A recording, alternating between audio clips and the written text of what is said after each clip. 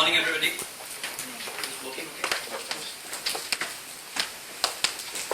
Good morning. My name is Jayesh, Tekchandaney, founder of Mixing Expert and author of Process Plant Equipment Reliability Operation Controls, a book which is recently published by John Wiley, USA.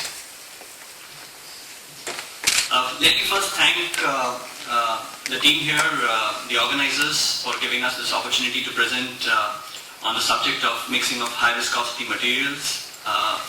Mixing is a very, very critical process when it comes to the process industry because that's a process where you thoroughly combine the different materials and convert that into the finished product.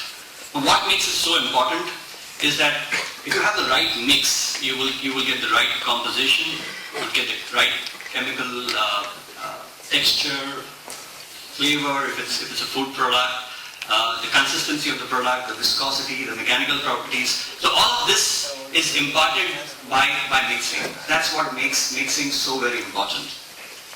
The cost of poor mixing has been estimated recently and was published in the Handbook of Industrial Mixing. Is to the tune of $100 million US. It's a fairly big amount. You have bad product yields. You have a lot of wasted batches. So that's kind of why mixing becomes so very important. And today we would be discussing about mixing and in specific high viscosity mixing. Let's also look at viscous materials. When we talk about viscous materials, typically what would be in excess of 10,000 CPS is what would be regarded as viscous.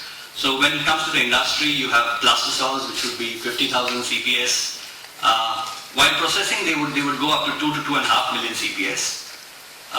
There could be silicone sealants, which typically are in the range of 6 to 7 million CPS. You could have solid propellants, and in a variety of other substances such as dental whitenings, polyesters, color pigments, butyl sealants. So all of these would come in the category of high viscosity. So what makes viscous materials so difficult to mix? It's typically, viscous materials have poor flowability. That's one of the areas which makes it difficult. You could have non-Newtonian material. So that's where viscous mixing is very different from solid mixing or liquid mixing. Typically, viscous materials, the viscosity of materials is on the increase as there's an urgent need to cut down the levels of the volatile organic compounds in most parts of the process industry.